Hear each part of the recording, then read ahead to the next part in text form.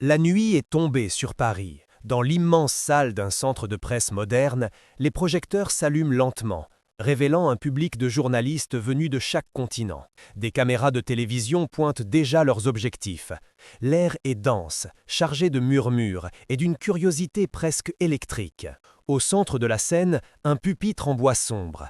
Derrière le rideau, une silhouette se dessine. Le rideau s'écarte et l'histoire prend chair. Napoléon Bonaparte, uniforme impeccable, bicorne sous le bras, avance d'un pas décidé. Ses bottes résonnent sur le parquet et un frisson parcourt la salle. Ouverture. Le modérateur, pâle d'émotion, annonce « Mesdames et messieurs, ce soir, le temps s'efface.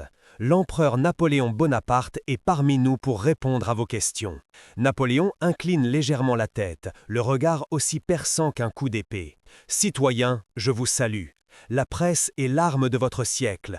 Je n'ai jamais craint les armes. Parlez, je vous écoute. » Bloc 1. Politique et héritage. Journaliste du Monde. Sire, la démocratie moderne repose sur le vote universel. Que penseriez-vous de gouverner un État démocratique? Napoléon. La démocratie est une mer agitée. Sans institutions solides, elle n'est qu'un tumulte. J'ai donné à la France le Code civil, une charpente qui soutient encore vos lois. Aujourd'hui, je bâtirai des règles aussi fermes que mes fortifications, avant tout discours. Journaliste de Guardian. Mais votre règne était autoritaire. Le peuple d'aujourd'hui l'accepterait-il? Autoritaire, peut-être, mais guidé par la raison. Le peuple accepte la discipline lorsqu'elle assure la justice et le progrès. Je ne gouvernais pas pour mon plaisir, mais pour que la France cesse de vaciller. Bloc 2. Stratégie militaire et technologie. Les flashs crépitent. Journaliste de la BBC. À l'ère des drones, de l'intelligence artificielle, vos stratégies auraient-elles encore un sens? Napoléon.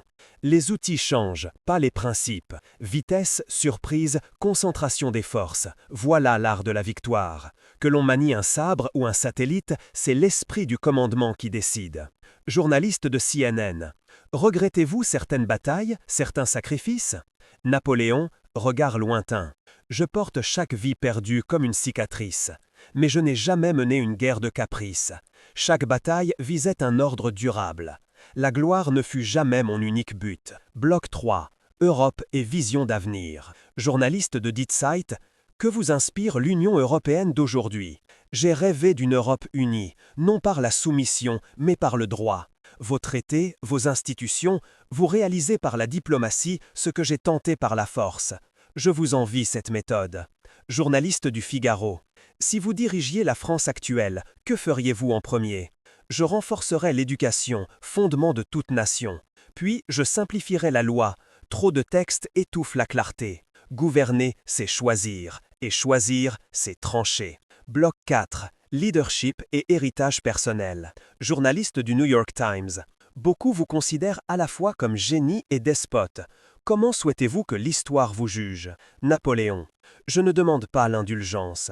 Qu'on dise que j'ai donné au peuple l'égalité devant la loi, que j'ai ouvert les carrières aux talents. C'est cela, mon véritable empire, des institutions qui survivent à mes batailles. Un silence se fait, on n'entend plus que le cliquetis des appareils photo.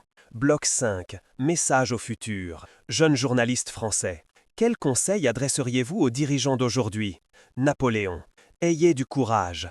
Gouverner, ce n'est pas suivre les sondages, c'est tracer une route. Le compromis est utile, mais il ne doit jamais remplacer la vision. Un chef doit accepter d'être seul avant d'être suivi. Clôture. Napoléon pose les deux mains sur le pupitre, le regard embrassant la salle. L'histoire n'est pas un tombeau.